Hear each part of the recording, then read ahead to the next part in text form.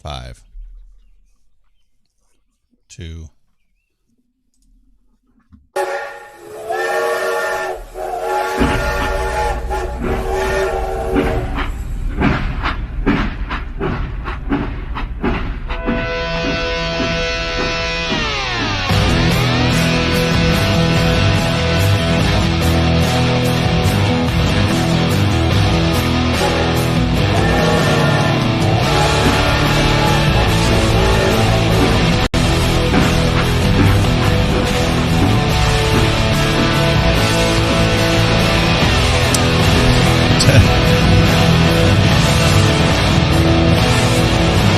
Technical difficulties are why we're having I don't know what's happening, folks. Chris, is it you? Oh, it's us. It's hearing us. Technical difficulties are why? Yes, we're having. I don't know what's happening, folks. Chris, is it you?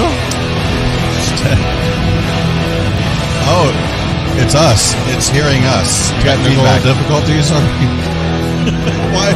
Yes, we're having. I don't know what's happening, folks. Hold that thought. Chris, is it you? Hold on. Oh. It's us. It's hearing us. What in the world is going on? Yeah, I don't know yet. Hold on, folks. We don't know where this is coming from. Time out. I don't know what's happening. Time out. I know where it's coming from. Hold that thought. I know where it's coming from. Rights taken away with a mandatory stay-at-home orders. There we go. Hold on. I got another one going. California governors, so they're. Okay. We set out to design a stealth electric. What did you do, Sean? Well,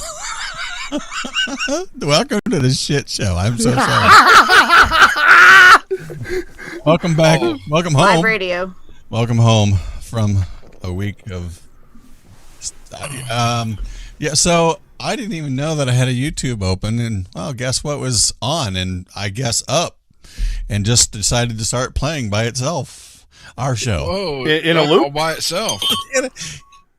Yes, in a loop. I'm not understanding why. Oh, because it's playing. And hi, is everyone here? So how about our show track? Is our show track still playing on or in the background? For you? Yeah, I did not stop that. Yes. Okay. So I kind of needed that actually because that was awesome. Serious. I needed that just to kind of distract me. So there we go. Such an icebreaker. How you doing, Rusty? I bet you're not feeling nervous anymore. Oh, icebreaker, I tell you. I am. I don't know. I'm fixing to take my pants off after that one. Sorry. All right. Well, I mean, we started the show off exactly the way we do it.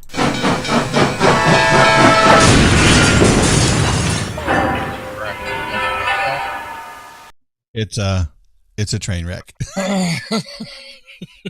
It's a train Rusty's wreck. Laughing. That's a good thing. Rusty's laughing, and now I have to rearrange things. Try to see if we can. I'm sorry. Are we up on Facebook? Yeah.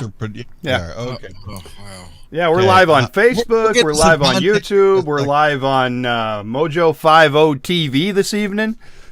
We're live on the YouTubes and the Spreakers and the iHearts and the. There might even be some places that we don't even know we are. Go find them and let us know. You make it sound like we're kind of a big deal around here or something. We are everywhere. I mean, and as badly as we screw things up, i.e. today, they still keep us. What? That was on me. Well, yeah, but last week was on me, and my screw-up lasted like 12 minutes. Oh, yeah. I forgot Fair enough. Yep.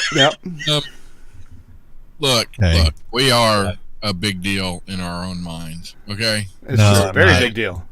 But we are off track, and welcome in, everyone. And I don't even know where to begin. Look, I guess I think I might just start off with. You should tell us about that shirt you're wearing. No. Oh, well, Oh, sorry. Hold on. I got Stuff and things and modeling. Like get up and do a little turn on the catwalk. There you go. Oh, like Stacey Abrams did. Yeah. That's Well, that's no, a nice, not like Stacey Abrams. Who made that shirt? Yeah, who made that? There's a that I visited in Mississippi over the last week, and let me tell you the hospitality of that giant. One of the many things that this place does is merchandise, specifically, exclusively for the folks right here at Off Track and all of you listeners. This is where it all starts, and I would like to throw out a big personal thank you to one Miss Mississippi. Yes. And I'm going to mention him. He can get mad at me. I don't care. For her awesome husband, Josh, and their awesome son, Mr. Lincoln, and my new girlfriend, Miss, I can't see her, Miss Gilly. She's over there. Okay. Yeah, she's pouting. She got in trouble today. She got in trouble again. Did she go next door? No. Okay. She got muddy? No. Oh. Yeah. Oh. Okay. Yeah, I think she misses you. Thankfully, finally. I love it. That dog is awesome, let me tell you. No, so anyway, Melissa and I worked on some merch, but she did all the work. And it turned out freaking awesome. I hope you guys like the shirts. Give us a shout out in the the chats and everything, and let us know what you think, because we're going to work on it. We're going to Rusty was just looking at it and said we might go over to the big times and start production, so we'll see what happens. Well, because we are a really big deal. You guys will have yours next week. A big deal? A big deal. Yeah. Ron likes those a lot. He's big into the dill. Oh, stuff. Yeah. So you're not going to get up and do a little turn on the catwalk and stuff and show us the shirt and do all the modeling? And I'm too sexy for my shirt. Too sexy for my shirt. So sexy it hurts. Get it on Facebook. Stuff. They're not going to mute me for 30 seconds. Yeah. Anyway. Yeah, they will. I got muted yesterday on Facebook. I went to like mini Facebook jail yesterday. Wow, what happened? I did one of those peer romance parties, and apparently I was way too interactive. And there were some other jackhole ladies, sandwich makers, jill holes, whatever you want to call it, but I'm not going to call them out because it is kind of like a privacy thing. But yeah, we all got locked down. I guess the content was a little bit too risque, or What? we were interacting too much. Yeah. No. Yeah. I could like interact for like 5-10 minutes and then I couldn't do anything. I just got to sit there and watch. And I didn't like that. Nah. I like to participate. Huh. Thank you, ladies who participated in ordering. I get to. That one. Yes. Oh, okay. Yeah, I wasn't following you. You did that on Facebook? Mm-hmm. I thought you were just going to do that on Zoom. Well, we were going to do it on Zoom, but there were not enough participants. And the girl that runs the party, she has been in Zoom jail for her pure romance parties. What? So because of the content, I guess. Yeah, it's see, that offensive. means they're monitoring it. Mm-hmm. Yeah, she said they're monitoring everything. Oh, no. See, that upsets me. Yeah. Wait, the Zoom is monitoring things and they haven't There's shut no it down? such Yes. thing as freedom anymore. no. That upsets me. Because it's pure romance. I mean, it's not only, sex toys and dildos. There's a lot of self-care. There's tan cream. There's, Wait, a all dildo other kind isn't of health and wellness self-care? things. There are dildos, C-rings, butt plug. They That do seems have like that. self-care. Well, yeah, there is, but there's other things too. Sorry you missed it, aren't you? Yeah, I'm just gonna Wow. Hey. glide right over that. Hey, so Hey, why would you heads say up- that? Never mind. what? Okay, why would you say that? Never mind. Oh, As Leslie the Holker pandemic- says the reason that you got muted is because it was fun. Yeah. That's probably a good point. Hey, has the pandemic made people lose their minds and forget how to act in restaurants? I think that's true. Yeah. Yeah. Yeah. You got a because story I you went want to to a tell us restaurant about? Friday. And I was really subdued. Kind of tastes funny. Police in Augusta. Augustana is a college up here. Augusta, Georgia, got a call from a Taco Bell recently late at night. Apparently, a woman had gone through the drive-thru and for some reason attacked the employees with her, let's just say, bodily waste. No. Yeah. She sprayed employees with pee from a squirt bottle and then threw poop at them. Wow. Wow. This stuff tastes horrible. What? Where did you get that from? Taco Bell? Oh my God. Oh my God. Mountain, supposed to be Mountain Dew, but anyway. Yeah, she sprayed the employees with pee from a squirt bottle and threw poop at them. The restaurant had to close 2 hours to decontaminate everything. Yeah, And the police are still searching for her. I think they should just look for the big poop stain. Is the suspect a monkey? Well, she might be a monkey. I don't know. I I don't don't know. know. Usually people worry about explosive poop after they eat Taco Bell. I don't know why. So this was a Taco Bell. She was spraying pee and throwing poop. Yeah. Is this a thing? Is this a new... look, that's intentional. If you're carrying a squirt bottle of pee... That took premeditation, and that's gross. Yes, exactly. And look, really did she gross. poop on command? She didn't poop on command. Come on, I know better than that. Do you, Rusty? Might have been a floating pope. I pretty much can poop on command. Sorry. Do you know this chick? No, I don't. But yeah.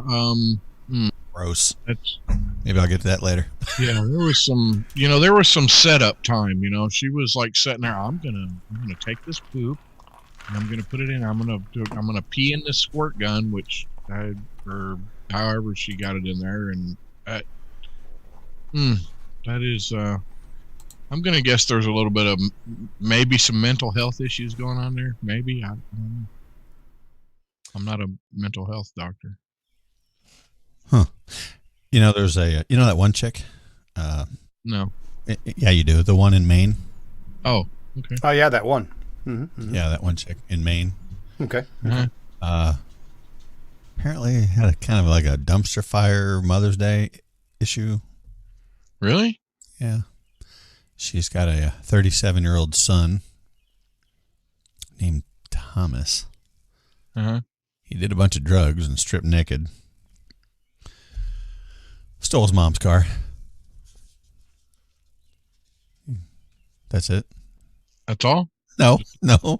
Well, okay, he wasn't 5. Okay, so go ahead. He's 37, done a bunch of drugs, stripped naked, stole his mom's car. That sounds like Tuesday for Rusty. No. Okay, maybe your mom gave you the car. I don't know. Whatever. Just maybe not on Mother's Day. I didn't strip naked. All right. I mean, I was in my underwear. But he got in a high-speed chase with the cops that ended him jumping out of the moving car in the church parking lot. And then what did he do? What do you do when you get out of a car in a church parking lot? What's the first thing you usually do? Well, you run inside and confess your sins. Shut the door. Run inside the church is exactly right, because that's what he did. And still naked, of course. And all his maybe glory or not so much. So once you get inside, then it's the sanctuary. Hey, look, it's my girlfriend. Safe. Gilly.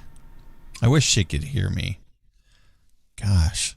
Yeah, so he ran into the church naked and he was arrested inside the church. Wait. After getting into a fight. Now, hold on. After getting into a fight with officers.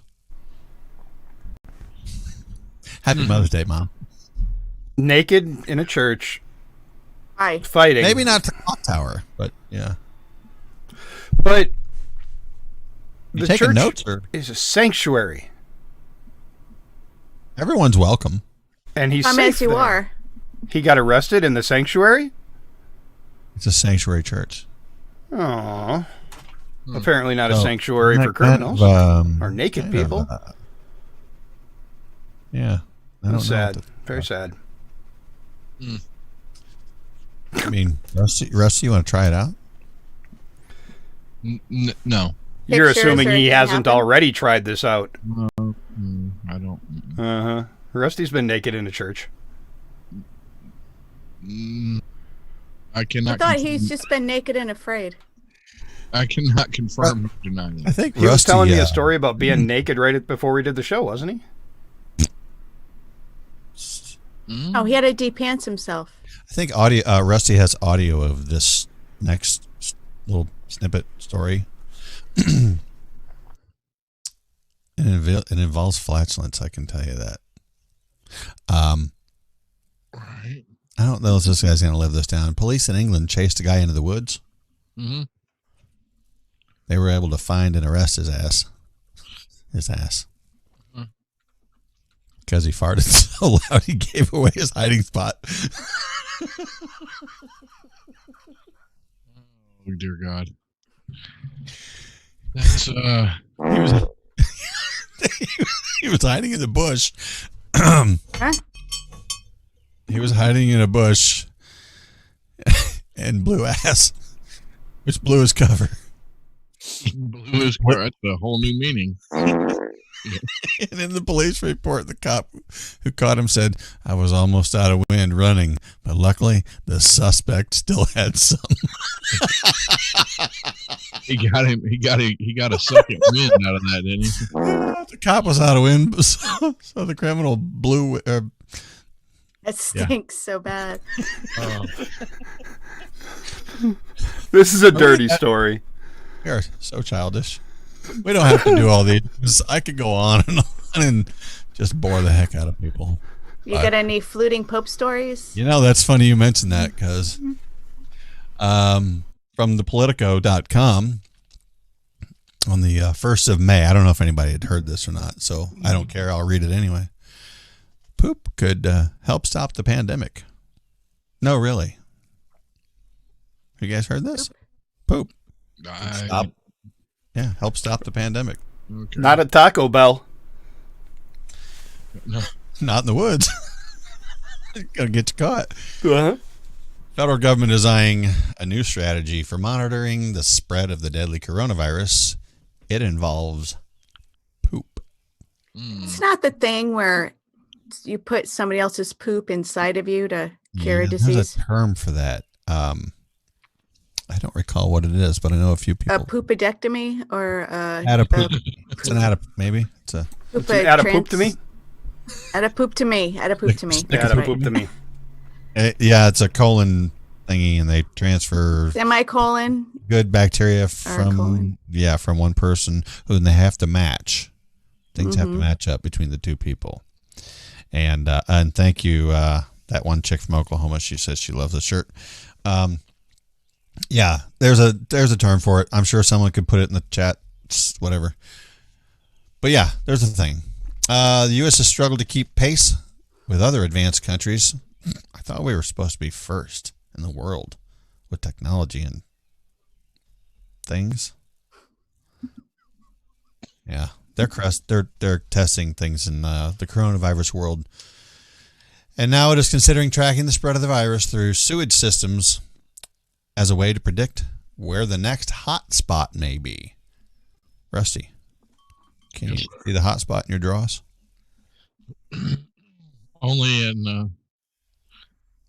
at certain, I thought you could poop on command. Well, he just did. I don't do it in my drawers. I mean, how do I know? You're sitting there. I'm commanding you to poop, so no. Don't go anywhere. Stick around. Stuff. Oh my gosh. We got more shit to talk about, I'm telling you. I am out of it. I'm just praying nobody had corn for dinner. It does not digest. So I feel like I'm 6 right now. I really do. You want to hear about this or go ahead? Over in the MeWe's, Backyard Cows said, "I not so secretly love you, Mississippi Jackal." Oh, And I your love little cows. dog. I would. Weren't we just talking about cows this week, Sean? Saying how much I missed him. Yes, actually, we did, Mr. Cows, Mr. Backyard Cows. At that, we don't like your Twitter handle on the roof cows. What is it? On the roof cows? Or did he just change Scary. it? Yeah, I don't like that. We Yeah, love on the you, roof brother. cow, not a good thing. We should get the Seriously. cow off the roof, please. We love you. I mean that, Bob. I love you, brother. Pigs don't fly in, neither do cows. Yeah. So there's a lot of evidence. Well, it depends on what the cow ate, because I heard if the cow walks through a field of like marijuana and eats some of it, those are some really high stakes. Our special guest is watching. High on Facebook. stakes. Oh my God. High stakes. Our guest, Andrew Coppens, Yeah. the guy that knows all about numbers and arithmetic, and hopefully he has an abacus for the show tonight because we got some hard questions. Oh yeah, Can we you got spell abacus? some hard stuff for him. 3, 4, 2 Z. I don't know how to spell abacus. Anyway, he's watching, so everyone stick around for the whole show. Mr. Andrew Coppens is going to join us later. There's a lot. Excuse me. There's not a lot of evidence of transmissions through stools, he said. I know. Okay, he's still tweeting. Excuse me. My voice is going. Dang it. It's not good. Give me a second here. Swallow. Hey, that didn't work either. That one guy, know- Todd, one- he's drinking again. Well, he deserves a drink, don't we all? I know at least one tabloid in the UK got a lot of coverage by someone speculating that COVID-19 could spread by flatulence, or, to quote the headline, by farting. There really is not a lot of science behind that, but he continued. Behind that. Ding-a-ling and ding-ding-dong. Sorry. Well, there's a difference if it's being spread a certain way. So we wear face masks, allegedly, not to spread it. Who's but we? if somebody's wearing pants, Who's is it still going to spread? Don't you have to be pantsless or underwearless in order to spread it via fart? There you go. Jen Lee Butler? Sean references an abacus every week because he's old enough that's how he learned math. Maybe. Fair enough. Barbara, look at Sweet Gilly. She is adorable.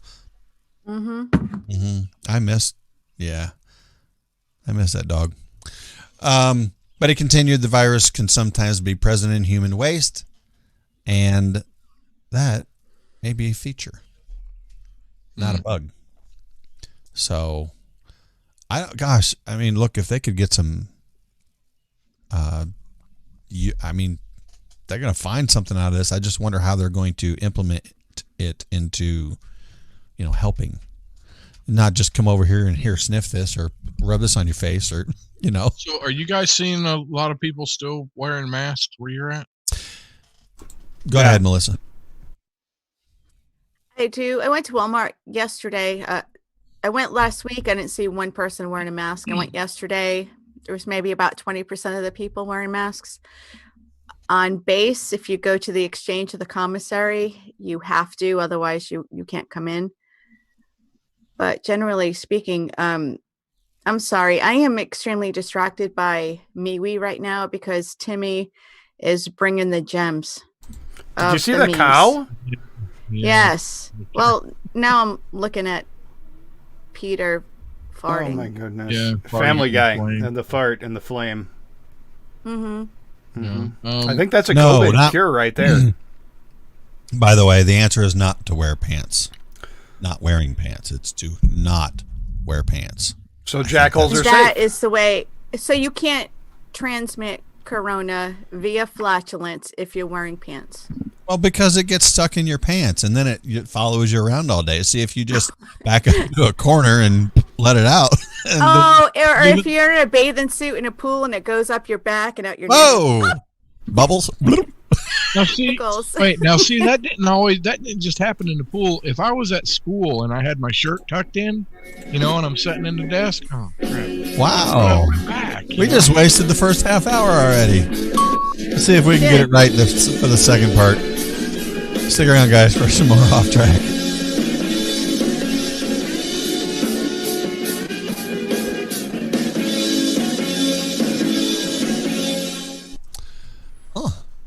Now, see, if we were to do like the Ron and the Brad do over in the Daily Mojo, we'd sit here and just kind of talk to each other and ignore the audience. But we don't do that. See, we like to try and be entertaining even during the break because we're not that funny the rest of the time. Yeah, we just want to welcome everybody who can see us on YouTube right now and Facebook. Anywhere else there's not a break. Anywhere other than Mojo 50 that you can still hear us transmitting, throughout the stratosphere and the universe and all around the stuff. Who's monitoring YouTube?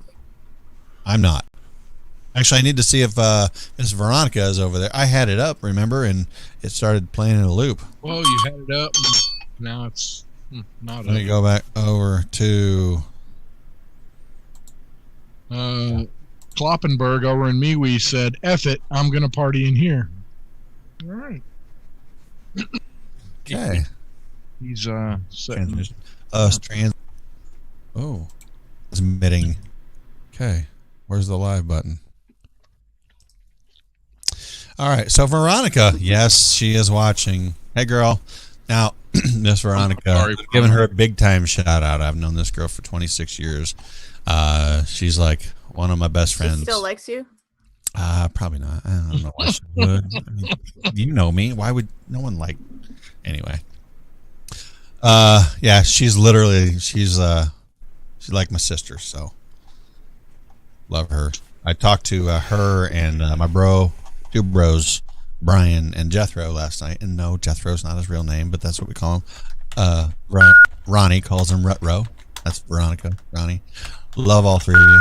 Love you guys. Coming in hot, folks. Here we go. 4, 3, 2, 1.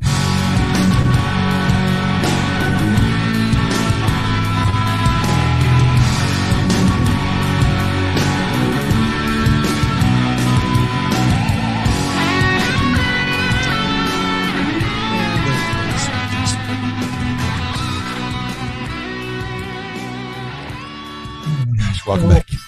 Go ahead, Rusty. The story I was trying to say was, and this is just what kills me. This, just like Brad saying, all this mask wearing, all this bullshit that everybody's doing, it's all for theater. Because, okay, I went to tire store, Friday, to pick up some tires to put on the truck. They have, you have to stand outside. They got signs up. You have to stand outside, ring the little doorbell so somebody will come out and give you your invoice. So, guy comes out wearing a mask, no gloves, nothing. Chris. He hands me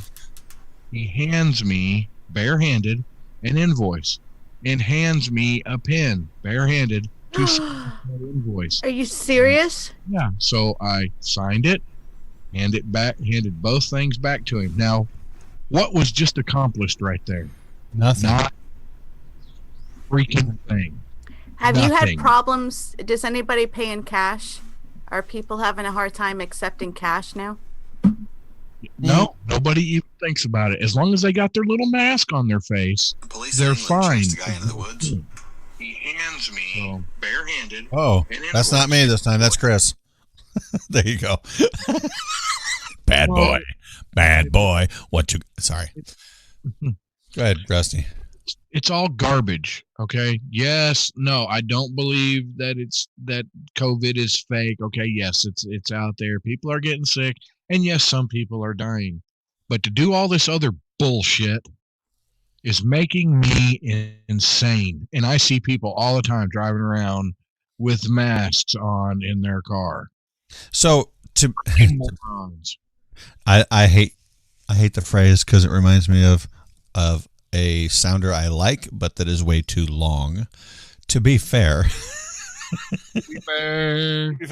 Anyway, courtesy of Defenders Live. To be fair. Right. First time I heard that, I thought they froze. Yeah. They didn't freeze. Stuff.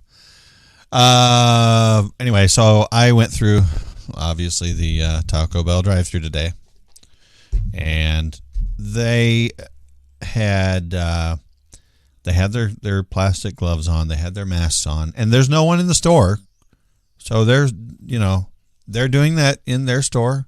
I don't have any problem with that. That's up to them and their management and their corporate and whatever. And so I give her the card. It's, she grabs it with her gloves. They go over and they swipe it, do that stuff to give it back to me. Now, I don't know if she changed those gloves or not. That's the only problem I have. But she did bring out a tray with the bag on top of it and pushed it out the window. I took the bag, which, in other words, she didn't touch the bag except for, I guess, to open it and put the stuff in the bag with her gloves on. But then they brought out a drink holder on the tray. I get what they're trying to do. I just don't like, with the pen. I don't know if it's effective because unless you're changing gloves, like every time you make a sandwich at Subway between customers, is any of this effective? And is the other side, is it transferable, transmittable through these devices? I don't know. I heard so many things. I don't care anymore. What are we transmitting through devices? Can you get Corona from Facebook? No, not this show. Our show is disinfected it's weekly. We have a crew of people who come in. We do a lot of disinfecting. Did you hear the poop story? Well, we use the stuff Rusty hands out. It's that Rich and Rare. It's great disinfectant. Yeah, not so good for drinking. We Real get good. From that, Rusty. Real good for cleaning. He's just gonna blow smoke. I missed it. I'm over here reading off track. We said something about using Rich and Rare for a disinfectant or cleaner. Well, on our show every week, that's how we wipe things down with Rich and Rare Reserve. It's a whiskey. So did we? I asked the question a couple weeks ago. So is COVID sexually transmitted? Is it also an STD? I got to wonder about that too because it's a bodily fluid type thing, right? That's what they're saying. Or if it's not bodily fluids, it's bodily gases. So can we ask the question if it's transmittable by flatulence? And how about queefs? Whoa. That's an important question. It's a question. Yeah, I just didn't expect. Yeah, it's a question. I don't know how important it is, but it's a question. I mean, well, hashtag women's health. That's right. What about a belch? See, they say it's fluids. Respiratory. Okay, so look, this is what I don't understand. This is respiratory is wet. Right, but it comes from your lungs. This is where the issue is, correct? How is it getting into flatulence? How is it getting into other parts of your body if it's... You do not want me to try to explain that because I can, but I don't think that would be fun. Well, it would be, but... Do you have a dissertation on this or what? Not yet. And go. So the respiratory thing can get into your other things and stuff. Right? It's droplets of fluid. Droplets of bodily fluid. From your lungs, and if your lungs are infected, whatever you breathe on is going to get infected. I don't know. I have no freaking clue. I'm winging it like every other person on. That's what we do. Yeah. You guys want to wing it over here to the... I think Rusty's excited about this, so I guess I'll just talk about it. Wyoming. Wyoming, I guess, is an open state right now to a certain extent. And we should probably encourage Mr. Techru to go check this out on location for us. It's because it's right by where he lives, actually. We could get some reporting from him in the second hour, probably. Maybe, yeah. Cleo counts out crumpled dollar bills, straightening the bills as she stacks them neatly on her bare leg. $22. The 23-year-old exclaims, "Not too bad." All around her, more than a dozen nearly naked women are dancing on the stage, swinging from a brass pole as music thumps and customers shower the dancers with money. Brass pole. It's like night at the rural strip club on the Colorado-Wyoming border, with one notable exception. While the dancers are all wearing barely their outfits, every one of them is wearing one of them stupid-ass masks. It's like stripping incognito. It's not in the story. I'm just adding that. Hi, Julie. I'm giving a shout-out to my friend Julie up in the UP. It's Andrew Coppens. He's out of no, Chicago. Yeah, Chicago. Yeah, Chicago. Chi-Town. Chi-Town. He's actually from Green Bay, though. I'm sorry. Wisconsin native. I mean, oh, gosh. You got to figure that's why he's one of the brightest people we know. It's close to the UP. Yeah. She might know him. I don't know. Some of these chicks are wearing bandanas as their masks. So it's not a M95. Is it even what's the point? What is the point of all this? Yeah, like a burkini. Excellent. Yes, Melissa. Let's do a recreation. Whoa. First put on the bandana, and then have you got a pole somewhere? I'm gonna be over here. But then again, that's where the never Good mind. Master James into me.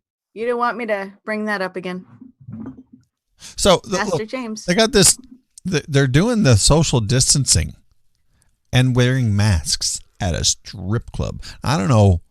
I'm guessing here the four of us at some point have been in a what some people would call a gentleman's club. I don't know too many gentlemen would go there, but I sure as heck wasn't at the time. No. But there's no distancing. I'm the holy one. It's wait. This is where I go. I thought if you social distance, you didn't need a mask. I thought it was. Well, or is it two layer protection? The one girl says, I feel like my makeup is sweating off under this thing. She adds from behind her bandana, then looks up at the music as the music changes. Oh, that's my song. Gotta go. Why bother doing the makeup underneath the mask? Thank you. How about you just do your eyes and call it? I don't know how this stuff works. I don't wear makeup except for that one time. Oh, they could all just be belly dancers. They cover everything from like here down anyway. Oh, like a gypsy, or was that right? I don't know. Belly dancers. I don't know if that's they right. got the vipers going with them. Yeah, people are looking at my head bobbing up and down there. They're picturing my hips going. They're all going. You know, yeah, they got the castanets like they're fishermen. You know. Yeah. Throwing it out in the Walk water. like an Egyptian. I don't know how that goes. All the visuals are over on the YouTube and the Facebook, folks. But, I just don't understand this. You're that desperate to be open. Oh, speaking of strippers, Wait, I we've wrote got it more down, stripper Melissa. stories. It was a encounter. Ooh. In Bay St. Louis. Does she remember it? Melissa? Melissa took you to a strip club? Yeah, over at the Booty Bar. Yeah, so we go to this Smoking Joe's barbecue down on the I call it the boardwalk. It's Bay St. Louis, right by the tracks. If you get a chance, go there. Go see Michelle. Great food. And so we order, and it's taking a while. We're out there sitting around this table waiting for our food, having a beer. And one of her friends goes away. She comes back with this other couple who, I don't know if they just met, whatever. But We're calling that one girl. Yeah. She knows the dude. Yeah. Oh, okay. So they sit down and they start chatting, and I'm just kind of listening, and I sent Melissa a text. Well, I don't even remember. I bet you $100 or something. I bet you $100 this chick's a stripper. So in like 2 to 3 minutes. I drug it right out of her. So I'm like, I lean forward, and they're talking about going, the stuff happening around. I'm like, so is this stuff going around affecting you guys working and all this? And she pipes up right away, and she's like, oh yeah. And I don't, she's like, blah, blah, blah, blah, blah. And she Leslie's like, oh, what do you do? Well, I work at Rick's. And we're all looking at each other like, what's Rick's? On Bourbon Street? Yeah, it's a gentleman's club. I'm a stripper. Oh, bam! What's up? Called it. Damn. Nailed it. Nailed it. Well, Big yeah, time. Well, I didn't, and I wouldn't. No. No. But Never. Did you? Gross. no. Okay. No, literally gross. She wasn't even attractive. But you said nailed it. No, she said nailed it. Oh. I did not. She may have. So you're I don't denying it, but she saw it, so. Anyway. Nailed her. I didn't know her. Okay. Birdbanger That enjoyed makes a that. difference. He enjoyed that a lot. You're welcome, Birdbanger. Tells me what kind of. Okay. But And she speaking wears of a dress. the dress. Hey, I also wanted to give a shout out to a local brewery in the Gulfport area, and that's Lazy Magnolia. Melissa and I were able to try a couple nice beers. They have a Southern pecan beer. Ooh. It's not Southern pecan. No, it's Southern pecan, let me tell you what. And it's really good. It's a little darker than an amber. We had some of that, and I'm waiting for this other stuff to come up, and it's not working here.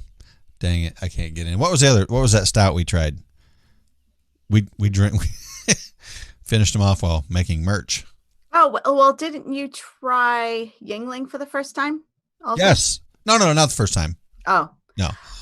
Anyway, go check out lazymagnolia.com and go check out their beers. Get a chance. I don't know if you can get them other places. I'm assuming you can. I'm hoping they're spreading their wings. They got some good products. And we got that important legislative story from May 17th, too, if we got time before the break.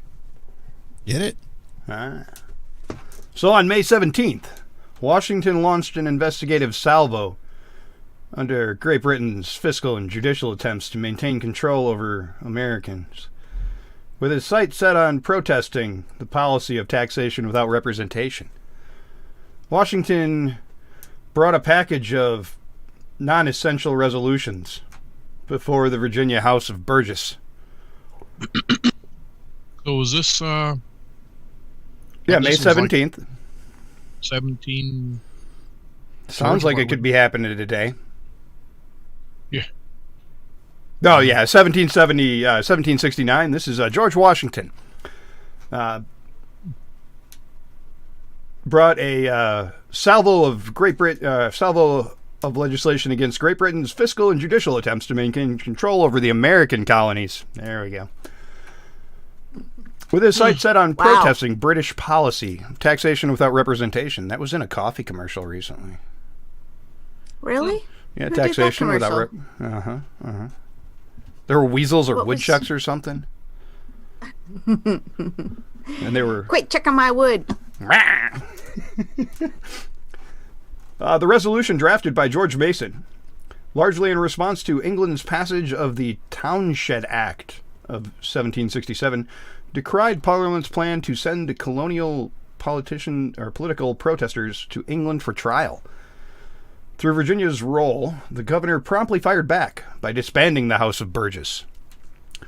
On this day in history, George Washington and George Mason started some shit with England. May 17th. Awesome. Yeah. I feel And then like the I need to buy governor, some the crazy liberal governor of Virginia, disbanded the House of Burgess immediately upon their protesting. You remember that, Sean? Weren't you there? You know, I've been told a lot lately that I'm old.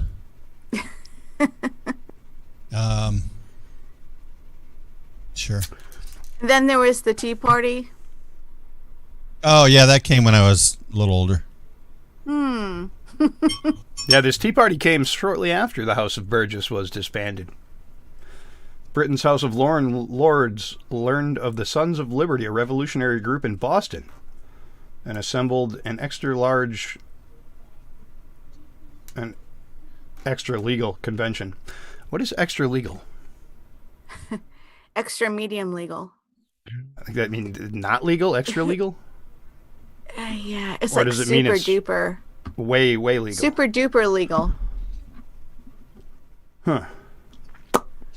Wow. Who were in the Sons of Liberty? Keep talking, ladies. I'm reading it. Keep talking. Very well then. I'm going to absorb it all in. I'm just going to say that. Open the Facebook. They demanded the right to try such men in England. This step failed to frighten the New Englanders into silence, but succeeded in rallying Southerners to their cause by impugning colonial courts and curtailing colonial rights. This British action backfired. It created an American identity where before there had been none. So the British backlash against George Washington's shenanigans started on May 17th is what directly led on this day in history. On this day in history, George Washington started some shit. Yes. And no APR coffee were hurt. Right. Okay. All right, good. So we know that was the favorite, in fact. And if you want to get your own, you can go to apr.com. That's AmericanPrideRoasters.com. AmericanPrideRoasters.com. And you can get... What flavor would you like, Rusty? I want to try Ron's sexual. I had some of Doc's Bacon Blast at Melissa's house last week. Ooh. Mm-hmm. I got to agree with Doc on this one. There wasn't a lot of bacon flavor. It was good, but it was like literally just almost... What is that? Is that bacon? I'm a little confused about putting bacon in coffee. Yeah, look, I love the concept. I mean, you take a bite of crunchy old bacon and take a drink of your some good APR coffee. What more is there in life than that? Need to send you my chocolate bacon cupcakes to go with Doc Thompson's Bacon Blast. Those are really have good. my address, lady, please. Send them on. They're really good. That does sound good. I need to try the Reagan. I still haven't tried the Reagan. I haven't tried Watson's white chocolate. That's racist. You like Watson White, don't you? Whiteson's what? A little more. Is that like a floating pope? What rest? Yes. A little more closer to current times. On this day, 1965, the FBI laboratory weighs in on the dirty lyrics of Louie Louie. Wait, what? We gotta go. Yeah, based on an outcry from parents who bought into what may have started as an idle rumor, the FBI launched a formal investigation in 1964 into the supposedly pornographic lyrics of the song "Louie Louie." That investigation finally neared conclusion on this day in 1965. So let's not talk. Well, okay. There's a band named Steely Dan, and if anyone knows what a Steely Dan is, it's pretty sexual. And they painful. Yeah. Oh, whoa. I don't know. I won't find out. But they have a song called Peg. Again. Was about a photographing a stripper or a porn type thing. Go read the lyrics. Go check it out. Read what it says. And we're back to the strippers. I did not do that. Okay, maybe I did. We always come full circle, right? So anyway, the FBI looked into this by taking the song, and they played and replayed Louie Louie at 78, 45, and 33 and a third RPM, and even slower in an effort to determine whether it was pornographic and therefore whether its sale was a violation of federal interstate transportation of obscene material law. So you mean to tell me, did you say it was the FBI? Yes. Okay, the FBI did not have the technology. They had to go in and slow a record down to try and listen to it better instead of just saying, well, I mean, what is the song lyrics, band?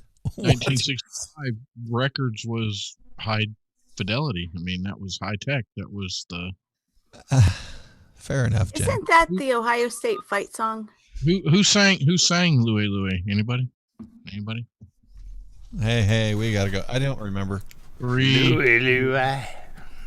The Kingsmen. Oh, well, okay, there you go. We gotta go. The Kingsmen? Anyway. Sorry. Oh my goodness. We just heard a story about why we do not care about the Kingsmen. We don't even like the king or his men. Was unintelligible at any speed. Well, it's I don't want to call that rock and roll, but rock and roll is not always meant to be understood. It's better when it is. Anyway, the tune would go on to become one of the most covered songs in rock and roll history. Yeah, I think a lot of I know a lot of 80s bands that were pop, like 70s pop and 60s. I don't know what the term is. Where's Timmy at when you need him? I knew a band called Vic Ferrari. They played all kinds of old hits like that from the 60s and the early 70s, and it was great music. What about like well, they did that Stray Cats did that what was that other song? I think We're Alone Now by Tiffany. I think well, not by Tiffany, but yeah, they brought back a lot of like Tommy James and the Shondells. Like they redid a lot of those in the 80s. Yeah. Like a lot of bands nowadays are redoing stuff from the, well, from the 70s and 80s. Mm-hmm. Five Finger Death Punch is one of them. They have a lot of awesome songs of their own, and they've done multiple covers, which I think are amazing. Who is it that has redone House of the Rising Sun? Yes, that would be Five Finger Death Punch. Okay. I love it. I love both versions. And that's usually my thing with the covers. I love the original, like Bad Company. They did that one also. Right. They Five Finger Death Punch also covered Bad Company. Awesome cover. Love it.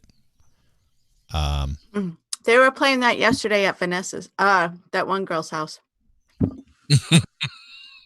Wait. I missed that part. Yeah, you missed the party. Damn it. Do we need to catch up on something? Yeah. Nothing to catch up on? Damn it. Damn it. I missed out. Good times. Good people down there at Melissa's house. Always a rotisserie of people. Or that's not a... So you've seen the Vic Ferrari band? Yeah. Yes, I have. Do you know the Vic Ferrari band? One of my brother's friends' dads was a guitar player. You know, I knew the one guy, his son-in-law's uncle was related to his mom's sister. Yeah, he lived like 3 blocks. I don't know what the hell. I know that I met the guy. Hung out Yeah, in the garage and played this is back in the guitar with him. 90s. They're old as hell now. Yeah, they are. Yeah, see, Mr. Hansen knows. Yeah, they were. It was up in the UP. They played on bass for us. One of the guitar players was from Michigan. Great, fun band. Yes, they were fun. They were mushrooms. Fun guys. So let me see if I can get this story in real quick before we're out of here. So Mount St. Helens that blowed up on May 18th, 1980. It was a pretty large, pretty large thing. It was the largest. The mountain's north face collapsed in one of the largest debris avalanches ever, and it uncorked the volcano and exploded with 500 times the force of a Hiroshima bomb. Hi, Diana. Go ahead. But 40 years later, the destruction may not be over. The landslide remade Spirit Lake, raising the lake bed 200 feet and dumping debris that functioned as a huge dam holding back 73 billion gallons of water. Yeah. The officials say that the situation is precarious. The only relief valve for the 3 square mile lake is hurriedly. There's a drainage tunnel that was hurriedly built in '85.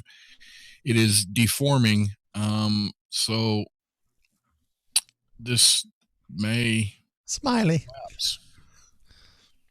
And said that a massive surge of water, mud, and debris could inundate the cities below. That would be horrible. Yeah. Mudslides are, look, well, and during the, we're going to go out to break here in a minute and come back with Andrew Coppens, but during the eruption, we just talked about this the other day. There was that one guy who's like, I am not leaving my house, and he's buried now. Yeah, he didn't leave.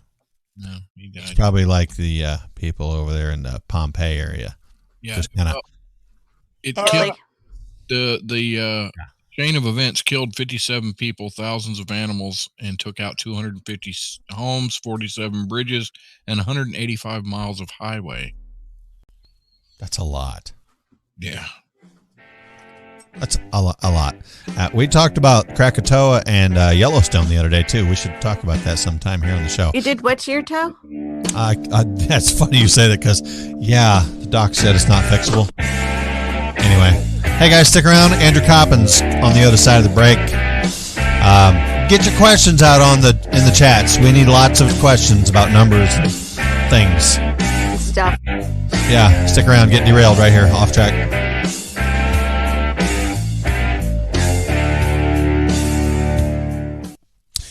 And we're clear.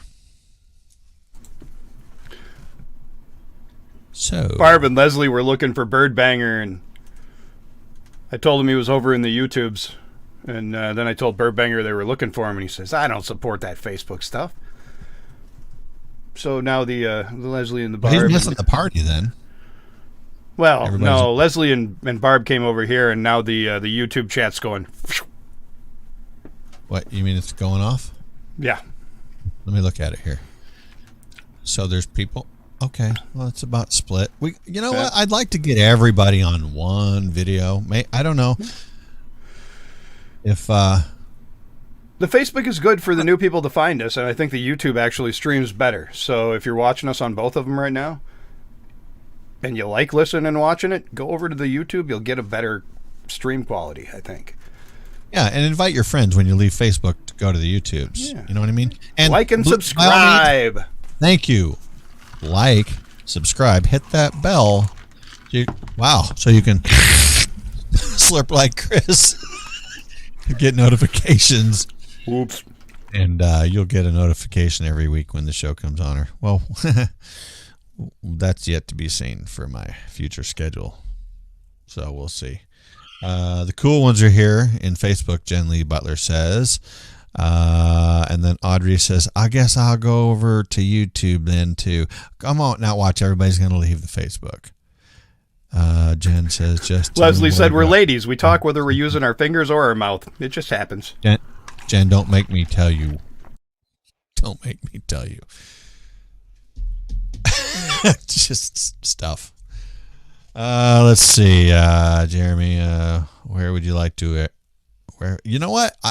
I think Facebook is a place where people can just scroll through and they're like, "Huh, what's this?" You know, it just pops up, ding-ling, and you know it's random. But YouTube, you have to know what you're looking for. You're looking for it specifically. So I think the stream quality is a little better on YouTube. So if you like the show and you want a little better stream quality, go catch it on the YouTubes. You got to turn yourself a little bit there, buddy. You're sideways. I don't know what Oh, happened. that's fantastic. Yeah, look at you. Let me see if I can fix that for Look you. at you. There you go. Yeah, flip it that way and then that flip better? it back. Now flip it back, yeah.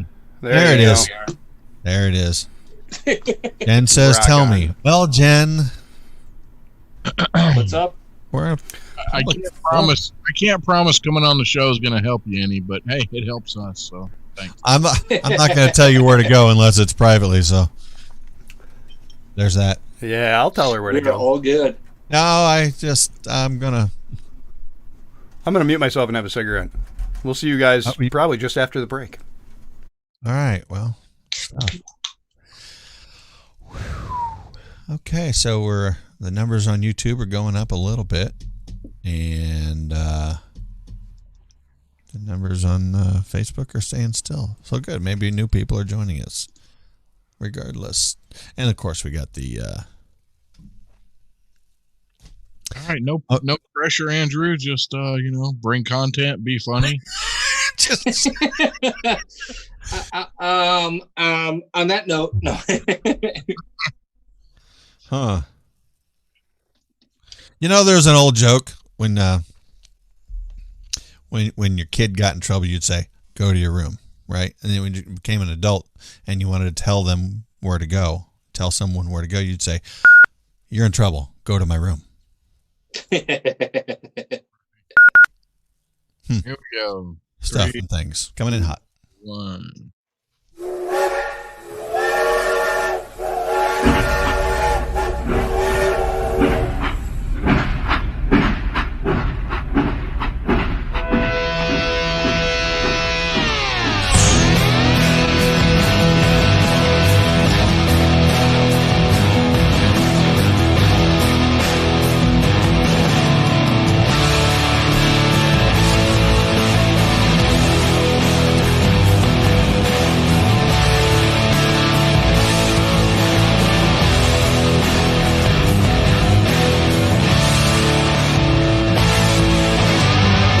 Welcome back into Off Track.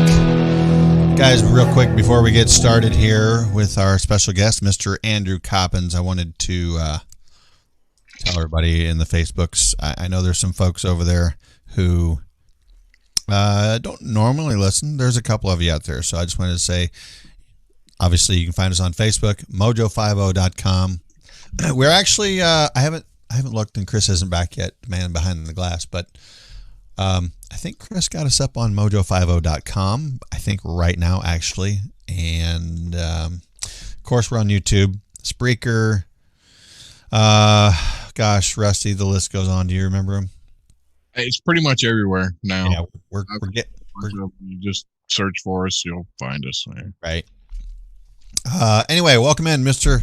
Andrew Coppens. And how are you this evening, man? Doing fantastic. How are you guys? We're living the.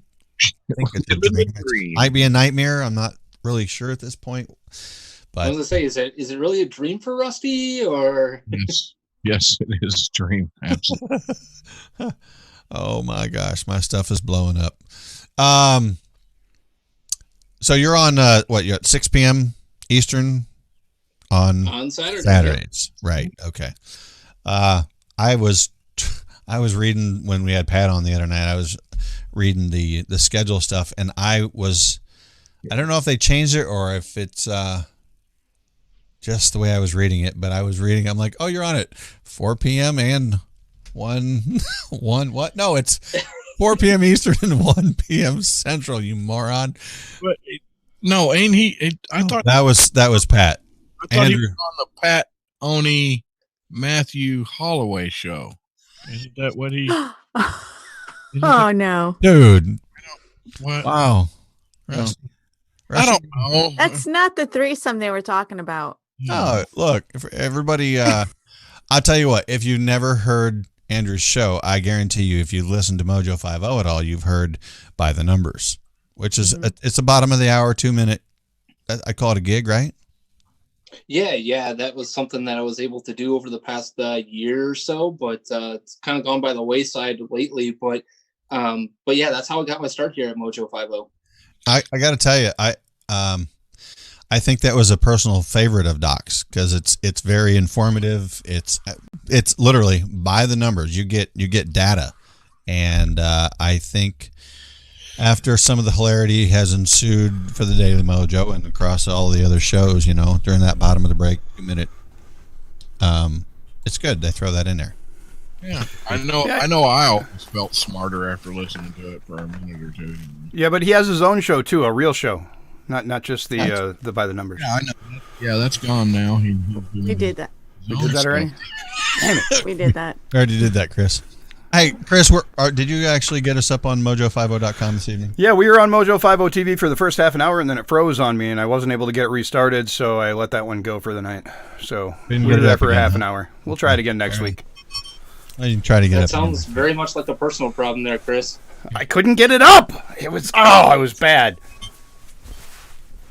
Andrew, do you have any numbers that might help Chris with that situation? 911. Damn it! Oh, he's got jokes. He's got jokes. Question here, and I know you can do it. 247 times 25. Wait, what? I got nothing on that. That's not my kind of math. What was it, Andrew? It was maybe about a year ago. I can't remember. What was it? You were still doing By the Numbers, and you got so irritated that during your by the numbers you said a bad word, and Twitter lit the frig up. Everybody just what was it because people are putting out fake statistics. I mean, it's not like any other day, but you got so mad, and Twitter blew up with it. Facebook blew up. It was awesome. Yeah, I'm trying to remember what it was, but I think it had, if I can remember correctly, I just, there's been so many of those segments, it's so hard to remember all of them, because it was literally 5 days a week for a year and a half. But yeah, there's just sometimes where it's like, all right, people, seriously, like, could you take 5 seconds and like read just for a second? So yeah, get past the dang headlines for once and like just read the story, or maybe. Yeah, and I think that's just a general problem in society, right? Nobody's got time for that stuff. But that's basically kind of how my show started, and how, you know, we kind of roll at Critical Thinking. Is, let's take a look at the information, let's take a look at the numbers, let's take a look at things that you can take politics out of, or take, you know, whatever part of any sort of debate, whether that's sports, whether that's anything, and let's let the numbers do the talking, as long as we know if the numbers are unbiased, and that's always the trick. It is. I think that's key when we talk about politics a lot, because we have seen how many times deflection when say, it goes both ways too. I'm not going to pigeonhole anyone here, but when someone brings facts, or maybe even their perceived facts, right? You know what their truth is. We know how that story goes too, but yeah, and they're bringing up numbers, and then the other side can either have nothing to say because they've been shut down by the numbers, or they can have something to argue with because those numbers are bogus, and I've got my own set of numbers. I think it makes for a good debate regardless. Yeah, it does make for a good debate, because what it highlights is you have to get through the rhetoric, right? You have to understand, okay, so where are those numbers coming from? How do you take the information that you're given and make a decision? And I think, you know, right now the biggest thing out there is the debate over masks. And this is something I talked about on the show this weekend, is there's literally science that tells us masks prevent things, but also in the same study that the not wearing of masks takes such a prolonged interaction with somebody in their respiratory system, and talking and spitting and all of the things that happen, right? That yes, masks do prevent it, but the flip side of the coin, and then on top of it, there's another piece of science that says if you're wearing a mask for a prolonged period of time, and you know, you guys talk about these idiots that are in their cars wearing masks all the time. That so if you do that, me. you go to the store, you come back home, you've just spent an hour wearing a mask. Do you understand the health risks that happen with that type of prolonged usage of masks? Doesn't it reduce the amount of oxygen in your blood? Yeah, it does reduce the amount of oxygen that's in your blood.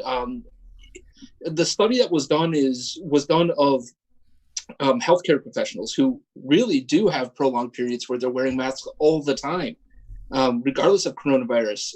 And it showed that their oxygenation levels ended up about 30 to 40% lower. And what happens when that happens? Your immune system is compromised, and you're more susceptible to being sick from anything.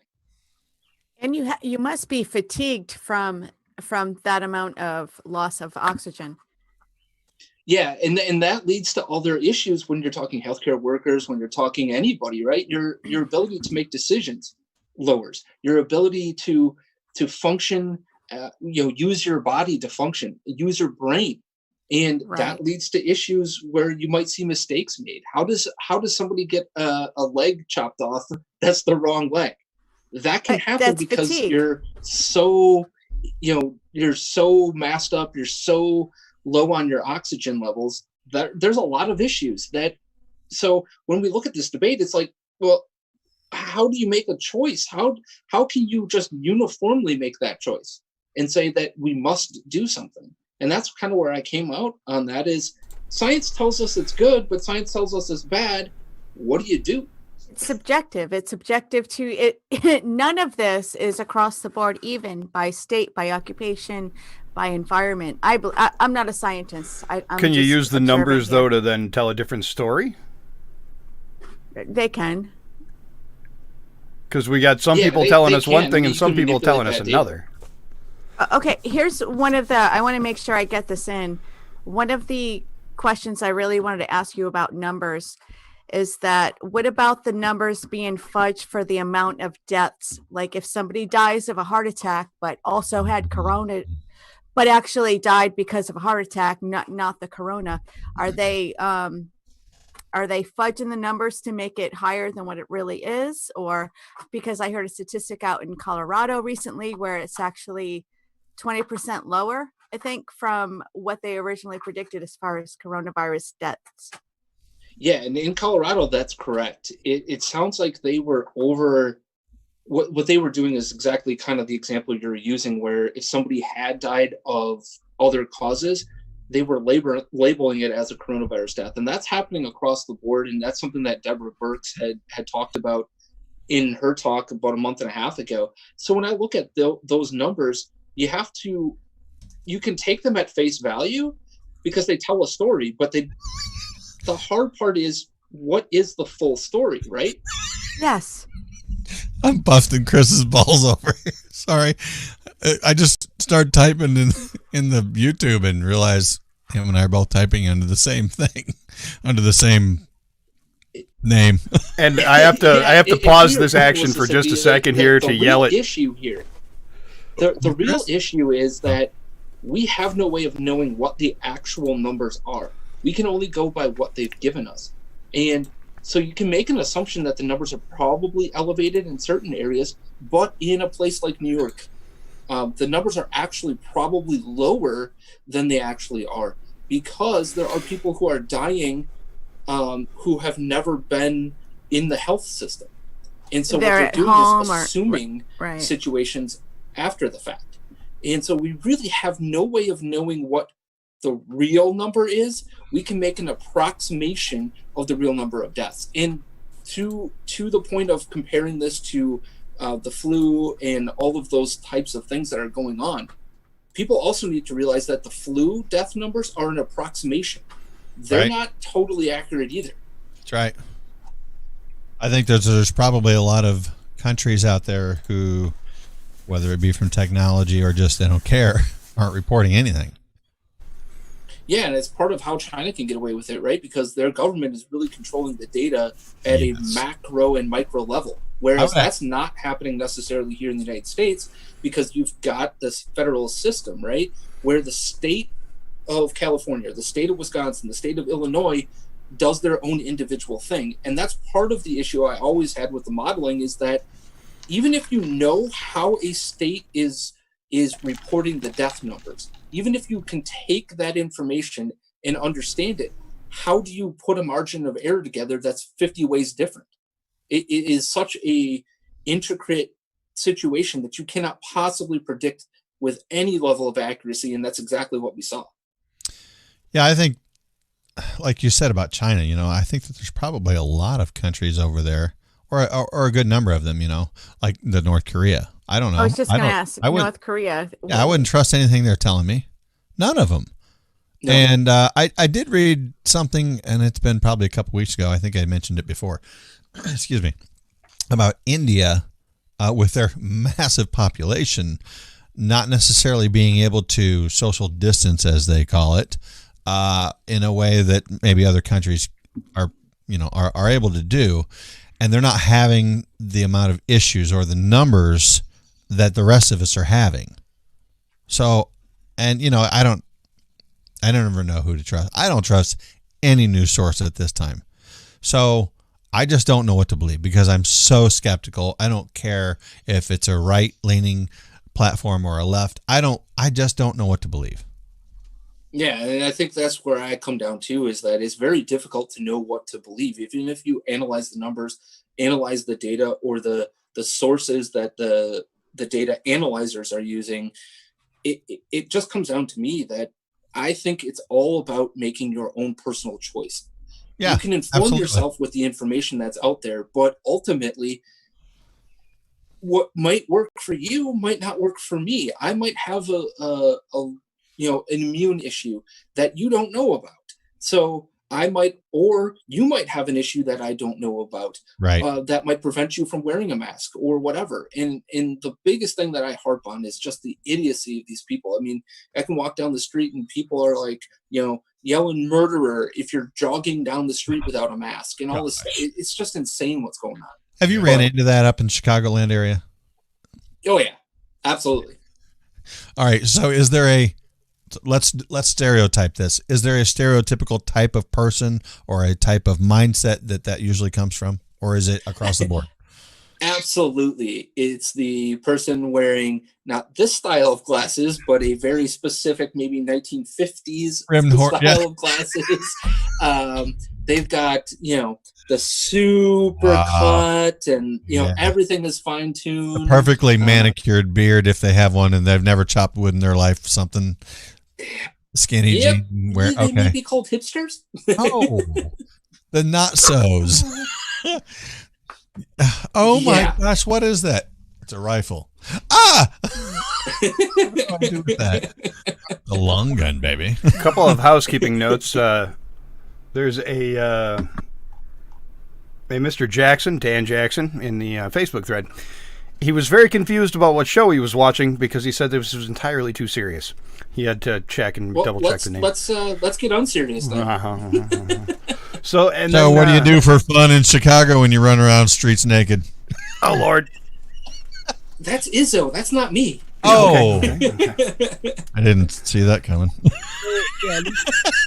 Let's get a little personal. No, here. But the craft beer scene's great here, and there's a lot of really fun stuff going on when this sort of stuff's not happening. But yeah, it's just insane what's happening in this city, and for me, I always knew the liberalism that lived in the city, right? But throughout this, the one thing that's baffled me the most is how quickly people have just given up their liberty, just willingly. That's a disappointing thing for me, and I don't think that's a right or a left thing. No, because it might be more one than the other. Okay, I think another source I don't even know because I don't trust any of them. I quit looking at sources a lot of times, but they were talking about the amount of states who are open and the amount of states who are not open, and this was blue and this was red, and if that's true, it's became nothing but political. Yeah, and I think a lot of this has become political, right? When you look at what's happening with Gretchen Whitmer up in Michigan and here in Illinois with J.B. Pritzker and some of the things that are going on. Now he's saying that they're looking at ramping up enforcement of stay-at-home orders and starting to punish communities that decide that they're going to want to open up against his order and all of those things. So for me, you can look at that level of data, right, and understand things, but in a state like South Dakota or Montana or, does it make sense? That's the question, right? Would it have made sense for a place like that to lock down? No. No. Not at all. It's super rural outside of a few areas in that state. It doesn't make sense to do that when you're in certain parts and even in downstate Illinois. Yeah. Right? You got certain parts of this state where you might not see a neighbor for about 35, 40 minutes. Right. Yeah. Statistically speaking, if a state, Melissa, how do you remember what the last number was? You have a friend that posts daily what the numbers are. There's like I think it's 5. It's like 500 deaths. And 511, yes. Yeah, and Mississippi has almost just under 3 million people. How statistically insignificant is 500 out of 3 million in the whole state? I mean, it's like 493 deaths, I think, something like that. Right. So when you look at the fact that their population's around 3 million, right? That's literally statistically zero. Yeah. Right. And actually The highest concentration is in the capital, Jackson County, of course. But there's a lot of people here on the Gulf Coast, especially for gaming, vacationing, military, entertainment, military. And actually, we went down, Harrison County, our county on the coast went down 17%. And I don't know if that's but that's been since the beaches have been open. Right. That's what I was just going to say. So how long has it been? Right. Okay. So I was down in Mississippi for a week down there visiting Melissa and her family. And from day one, okay, I drove down, right? I cross out of Tennessee by Memphis on 55. I come in and they got the big overhead digital, display on the interstate, and it says, practice social distancing, blah, blah, blah, whatever, stay at home stuff. And I'm like, oh, great. What am I getting into here? And I drive, I pull off. The first place I pull off, everybody's just standing all front to back in line at the gas station, no mask, no gloves, no nothing. And I'm like, wait, did I go into another state? After that? No, the whole state open.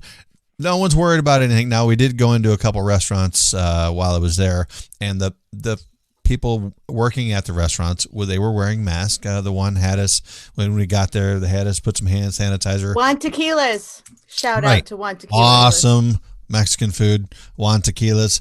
They have a couple locations. But, I think they were doing it out of courtesy. They weren't being jerks. They were just, they didn't ask us to wear masks.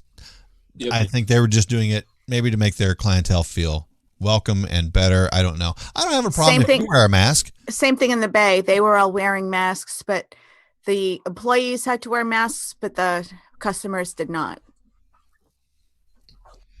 I think when you take a look at this state like Mississippi, right, it's about 11,000 cases total out of a population of 3 million people. Your chances of running into somebody that has coronavirus become less and less as we go through time. But at the other end of the spectrum here is, yes, they are statistically 0 deaths. And the problem is that what we have come to as a society, for me, is that we take a look at this through 2 completely different lenses. One side of the argument looks at it from a public policy perspective. The other side, oh my God, death, death, death. And we have to be compassionate about every single death. And we must be over emotive about that. And I have a problem merging the two, because we have to look at the greater society when we come to public policy. We can't just micromanage every single thing. Don't get me wrong, every death is terrible. Every death sucks. But this is what I bring up all the time. Do any of you give a rat's rear end about a death from the flu? 35 to 65,000 people every single year. No, it doesn't. You can say ass on the program. Doesn't make you sense. Say anything you want. No, but he's right, because I don't give a rat's ass or a rear end about the flu. Or look, the world has gone through the entire earth has gone through plague, pandemic, everything, and nature has taken its course. Yes, they've increased, technology has increased. We've talked about this for weeks on end. And look, I don't care what anybody says, at some point nature has got to take its course. Let me throw a weird statistic out to you that I found when I was looking around about deaths and stuff. This is kind of strange. Since I want to say about 4, you can look it up later. It's like 46 or 47. I'll look it up right now. This is weird. The death toll on American highways. We're talking about death. The death tolls on American highways, as the population has increased, it has remained really, really close to 30,000 deaths a year. Even as the population has grew, it's like it's stuck really, really close to 30,000 every single year from the port. That's just a weird statistic to me. Like how can it? It's easy. Oh crap! We're gonna cover this on the end, because I think that's worth covering. I think it's relatable to anything we get to deal with. All right, guys, stick around. Bottom of the hour. Andrew Coppens. Yeah, right here with the man. He knows the numbers, and I have have a major question for him when we get back, too. I haven't quite figured it out yet. Stick around right here, Off Track.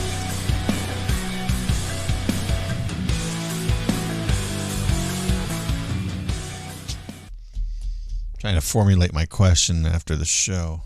After the break. I have a question too. Population So. has grew exponentially. No, save it. That's what we're going to. Well, that it's important, Rusty. What you talking about? Save it for the. Oh gosh. This Mountain Dew. Come on, tell this dog to shut up. Gilly. Gilly, get in my bed. I miss that dog.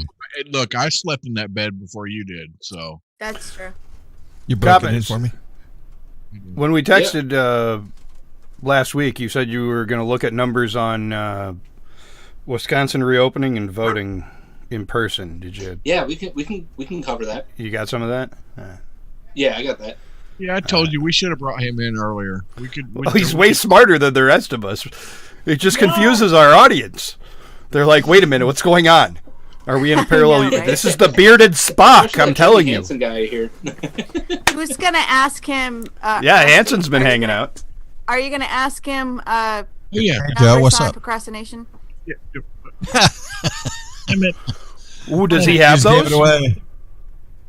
He might. It's a Believe it or surprise. not, Oh, there's a funny story. Yeah, that'll come at a specific time and place. Let's just say that. Right. And don't let I me still forget. have a question for him. Okay. All Very right, well then. Fine. We also have the standard questions that we have to get to yet. You know, how tall are you? Yeah. How big are your We only feet? got a half hour, folks, so we better run it down hard. 30%, right, Rusty? That's what you said? Be easy on me, my fellow Wisconsinite. Wisconsin mate. Well, Rusty 30,000. asked you the hard questions. Here You we guys go. are so cheesy. All right. Coming in hot. 5, 4, 3, 2.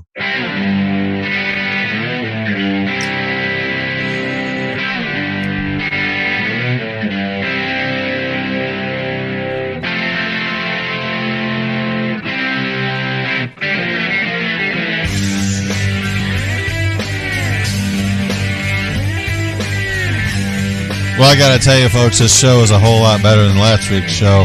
Not because of our guest either. But, damn, we weren't on our game. We didn't do any show prep. Well, we Is don't. that because have a lot the to do with producer our jacked guest. up the first 12 minutes on No, everything no, except no. Facebook and YouTube? I can't No, believe. I will. That was just.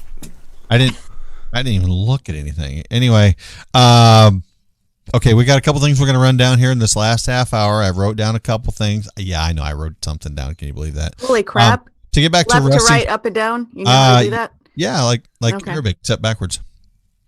I wasn't aware they taught that in the Air Force. Hey, there's a lot of things you don't know that they taught us that I don't even know. So Rusty on the other side of the break had mentioned about an average of 30,000 people dying in car crashes every year, and I think that deserves a little something to go over here. And in my mind, it spans many subjects, but as far as the cars go. Whenever cars started coming on the road, 30,000 people died. 30,000 people a year are still dying now. Okay, we have a lot more population, but the technology has gotten so much better. Cars are so much safer, even at the higher speeds. So it's just all averaging out. The percentage of people dying, I think, has lowered significantly. So I think this is the same thing when you go into, say, pandemics and things like that. You know, back in the day, maybe more people died. Maybe the percentages were higher. I don't know. I think now, like we're talking about in Mississippi, the percentage is so minute. They're making look. I don't want to lower the significance or the importance of anyone's life or their health, but look, life happens. We're all going to die. It's their time. And if it's 0.000 whatever percent, and as opposed to 1% even, or 3 to 5%, man, we're doing okay. We're kicking this thing's ass, or we're keeping it at bay at least, if nothing else, while we work out something to get rid of it. Anybody? Yeah, I agree. I think that's dead on. I mean, when you look at those things, I was going to say a lot of it also is down to the fact that people relatively make the same decisions when they're driving a vehicle, right? It's a pretty uniform situation. So people, your risk factors when you're driving the car, they don't really change all that much. Some people may take more risk than others, but the percentages don't change, right? And you hit on that. For me, the percentages plus the number of cars on the road and the technology, it all pretty much evens itself out. And I think that's why that statistic stands out, is that we're doing a better job of protecting people, but when you put more people in the mix, you're always going to continue to level it out. The numbers will fluctuate, and like you said, everything's going to come out in the wash as long as we continue to strive to make technology better, whether it's cars or I don't even want to say vaccines. It's a bad word around here right now, but I don't remember the outcome, but I think Progressive Insurance Company, when they I don't know if they still have it, but they had that device that you put in your vehicle, and they did a they did. Do you blow research. They were searching for patterns, and they did statistical data on how people are driving and who were predominantly the risk takers and who weren't and stuff. And I think that was the whole purpose of them with the like they did trend analysis and stuff for that. I don't know if there's any other insurance company that did that, but that I know that they gave did it, and I think Allstate did it as well. Yeah. I just know safe drivers save 40%. I got like $36 back from my insurance company last week for the last 2 months because their claims experience was way down. All right, here's a my. A lot of people have. Yeah. Here's my big question. I took a while, and I think I got it down. The question, the way I want to ask it. Hit it. Tell me about. Well, he's a numbers guy, so this is what we're doing. I want to know, like, as in much depth as you can go, or just a little, about 3. About what? What? 3. The number 3, please. Tell me all 3. It's a magical number. Well, did you know 3 is a magical number? No. Yes. It comes after 1. No. Then 2. 3 shall be the number.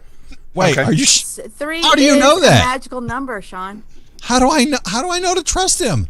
Thou shalt not. I'm agreeing. Thou shalt not go past 3. Okay. If you go to 4, you've gone too far. Okay. Wait, you said 2 and far and 4 and 3, and I'm lost. Look, everybody knows that. Did he bring the That's abacus? a pretty good base from what I heard. I need my abacus. Freeze. Abacus. So I mean, that's all you need to know. Breathe. Okay, how about 42? What's that?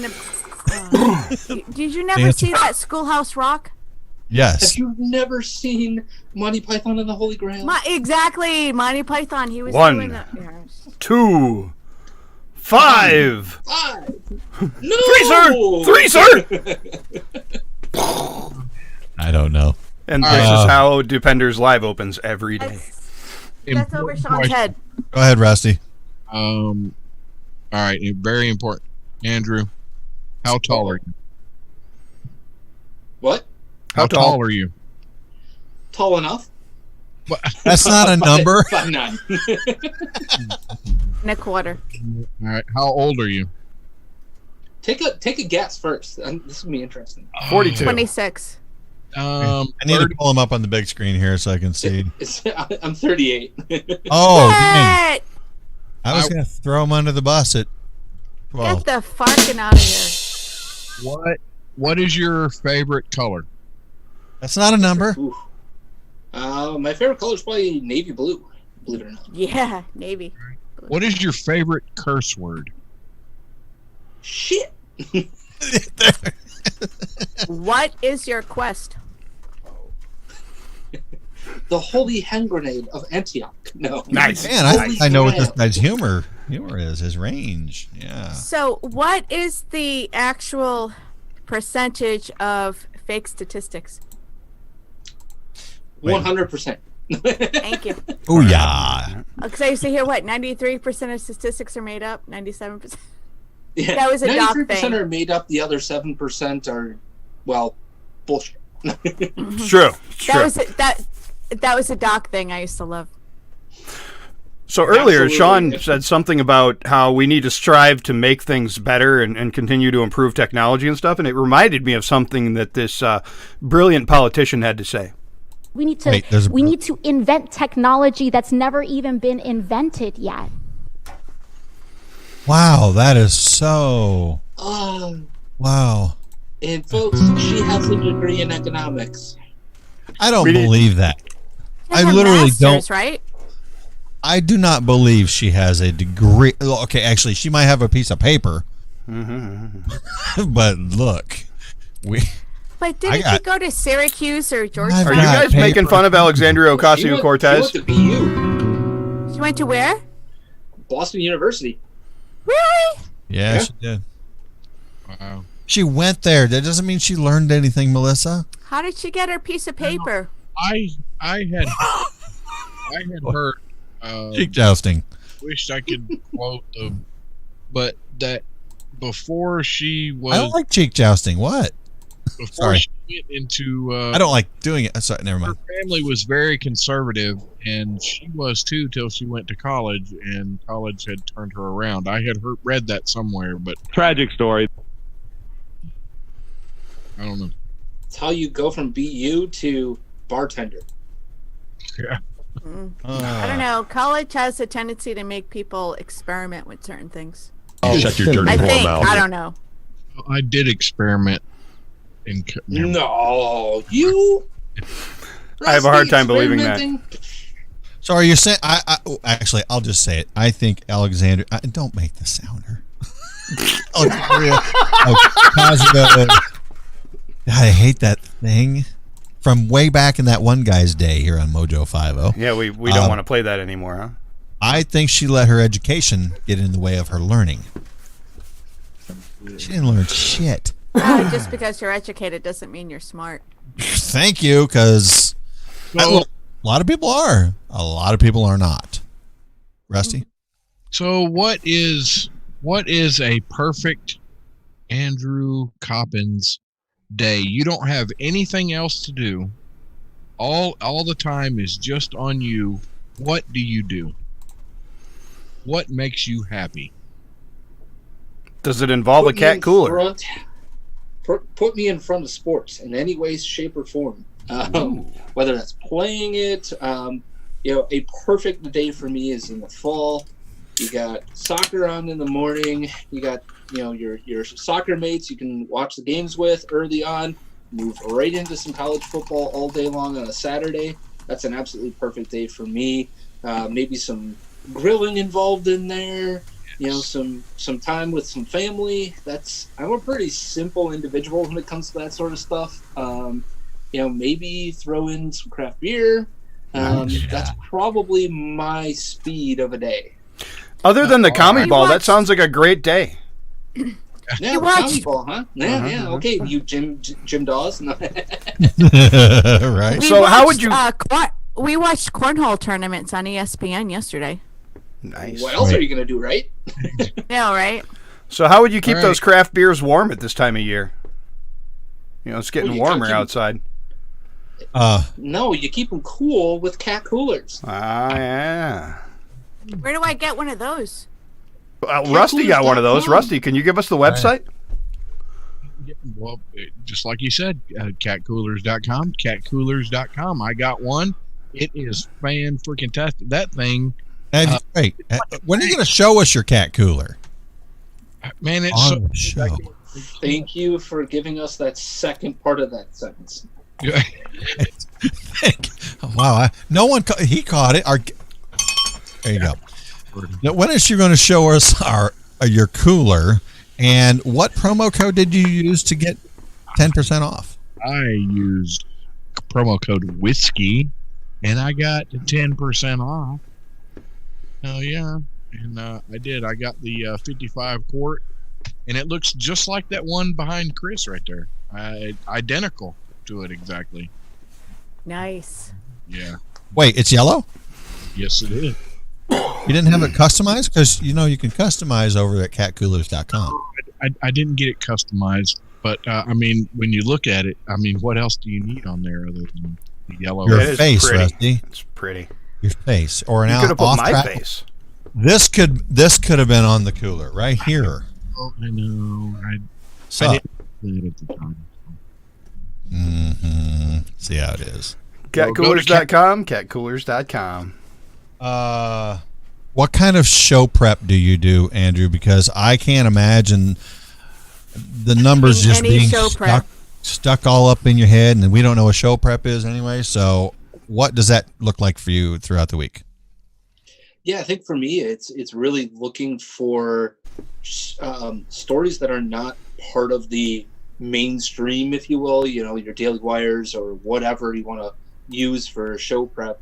For me, I really try to look beyond those things, but also look to the sources that they're using, right? So a website I really enjoy is reason.com. I think, they provide some really good perspective on stories, especially from a libertarian set.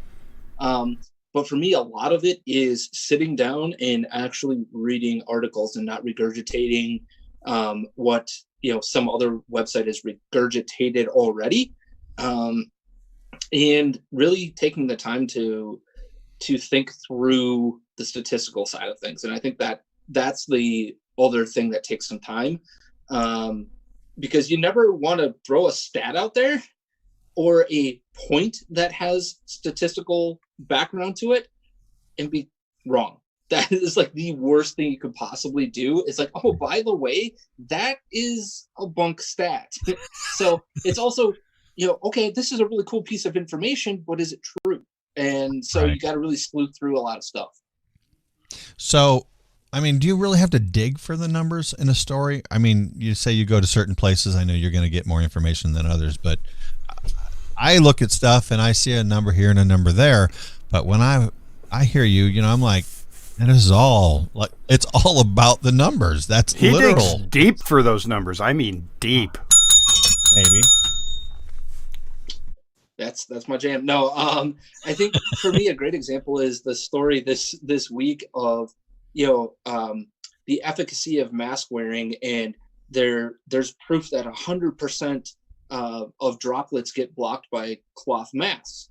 Yeah. Okay, so let me take a look at the article that this guy is referencing, and sure enough, the article does say that, but then 2 paragraphs down, the actual science, the actual abstract of the scientific study goes on to say, and we studied those who weren't wearing masks, and well, guess what? Those people did not pass viral loads onto the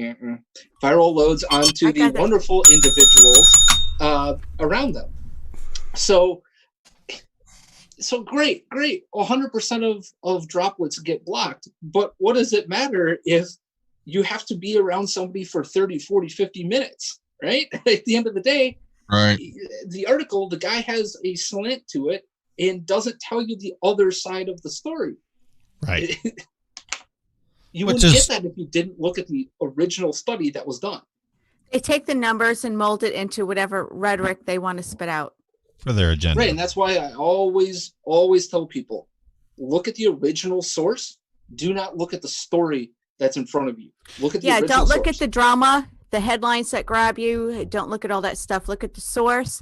Do your own empirical research. Anybody can do that. You don't have to belong to a university to do that. You can do your own empirical research on a college website or Google Scholar. So to wrap this evening up, I'm curious on our economy right now, and I don't know how far deep you delve into this, but this is all about numbers, and the way things are going in my eyes, there's going to have to be a real quick, real strong turnaround for something to pull us out of this spiral. It's going to be a bigger train wreck than off track. Possibly. Yeah, I agree. The numbers totally tell that story, right? When you look at 33 million people, it's probably going to be about 34, 35 by the end of this month. 35 million people out of jobs. Now, if this was a 2-3 week situation, we might be able to just smash right back into wherever we were. But we have depressed so many parts of the economy that you're starting from scratch, basically. Right. Something as simple as, think about how many of you have used parking services, right? How many of you have parked in a garage? Yeah. How many of you are doing that right now? Something as simple as that type of a service is at its bare bones bottom. Some of those places will never come back. Some of these businesses will never come back, whether that is restaurants, whatever it might be. These are things that are the actual backbone of the economy, not multinational Amazons, not all of those types of things. It is the local businesses. It's the mom and pop HVAC shops. It's the places that are really being affected by this that rev the engine of this economy. And there's simply no way that you can go from 0 to 100 right away. There's going to be a 2-year, when you look at the numbers, real economists that look at this say that it's likely a 2 to 3 year period before we get back to anything pre-coronavirus, if we ever get back there. And that's not even saying anything about the stock market. And so when you say real economists, you're talking about like Alexandria Ocasio-Cortez, right? Oh boy, here we go. Yes, her and Nancy Pelosi and everybody else. Yes. So to me, this is all political again, and I think all of us think this.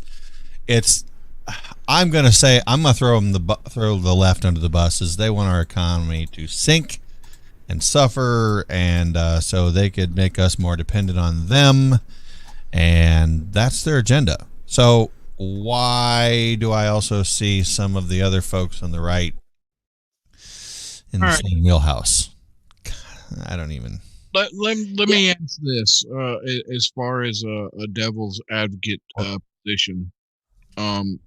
Yo, Rocky, by the way, meatball in the house. Yeah. Yo, Rocky. Do you think that I guess there's a lot of conspiracy theory out there that that this was planned, that that they did this to destroy I don't believe that. I don't think that the left had that much foresight to think people are going to react this way. We're going to shut these businesses down. I mean, is it what's happening? Is it all organic? Do you think it was necessarily planned? That you just want Rusty, people to die? Rusty, can I can I get on on top of you with that, or compound that with you, because I see it going both ways, because the liberal side thinks that the liberal side thinks that Trump and his administration has done it on purpose so they could reset the nation and build the economy back up. And then people on the right think that the liberals have done it on purpose so they could throw Trump out of the bus and say he ruined an economy. They're both going at it like 50%. I am sorry for all the innuendos, but I'm like in off track mode. But do you know what I mean, Rusty? Like where we're at. So they both are trying to put some kind of spin on it to where it wasn't organic at all. Yeah, exactly. I'm sorry, Andrew. No, I agree 100% that this is not an organic situation at all.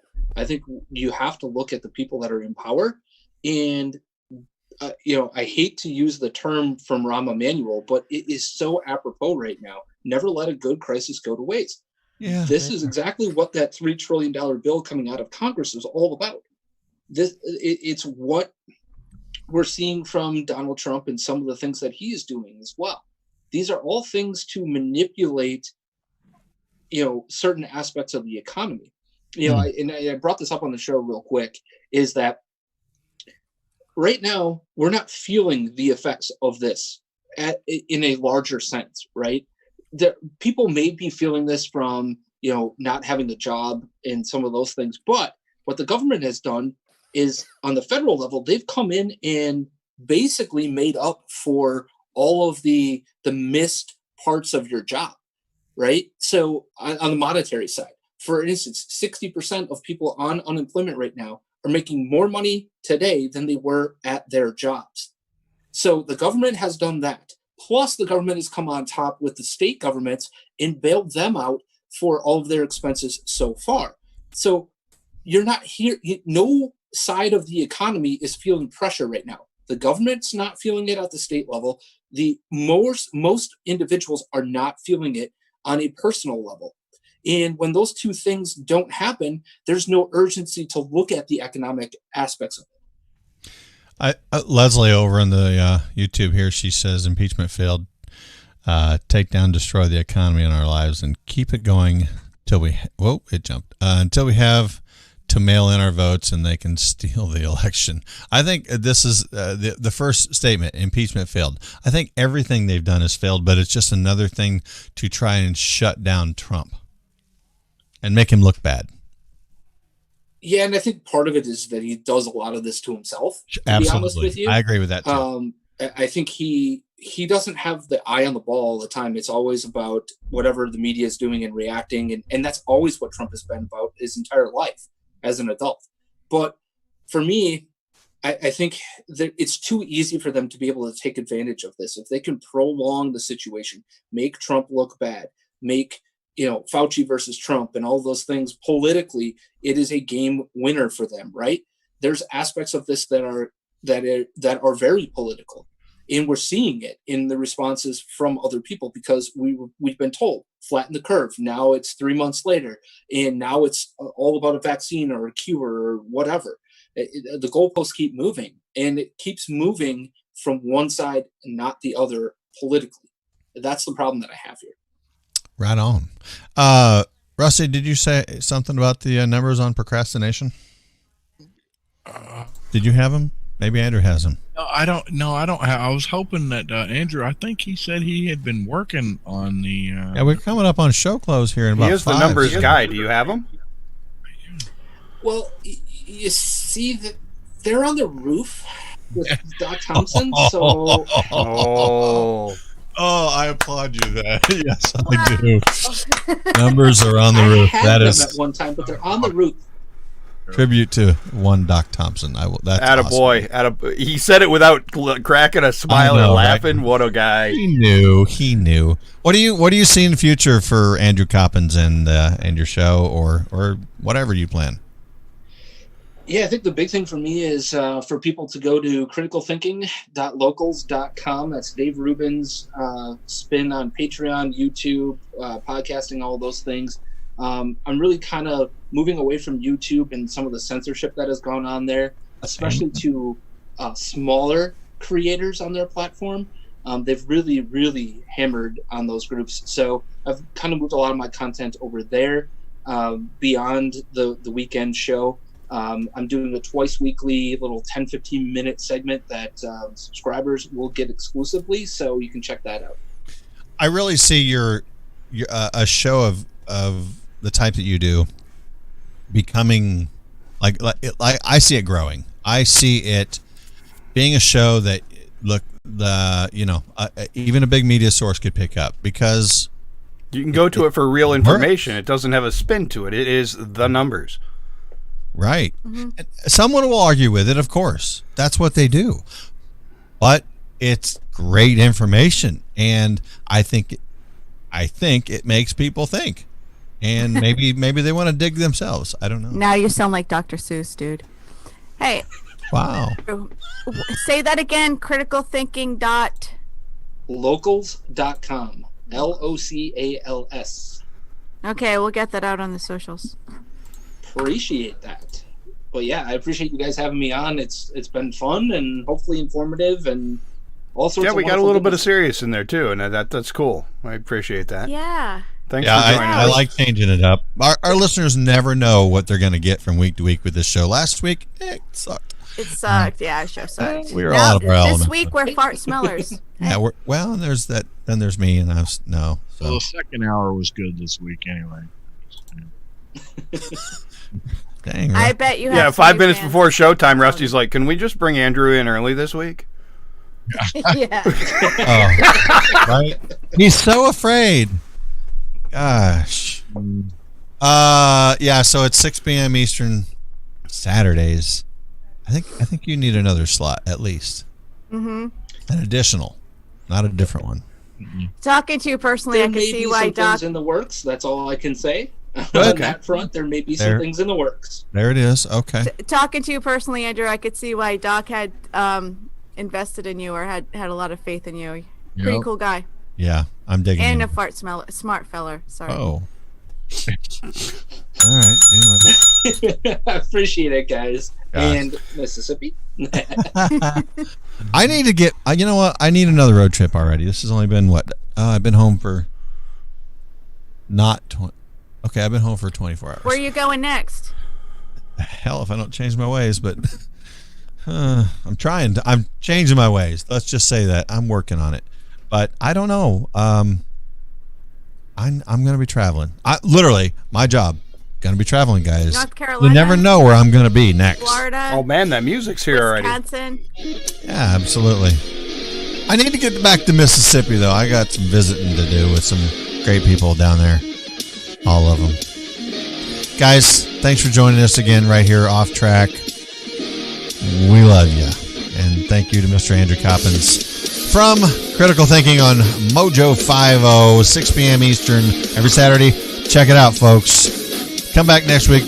We'll get you derailed all over again. Love ya.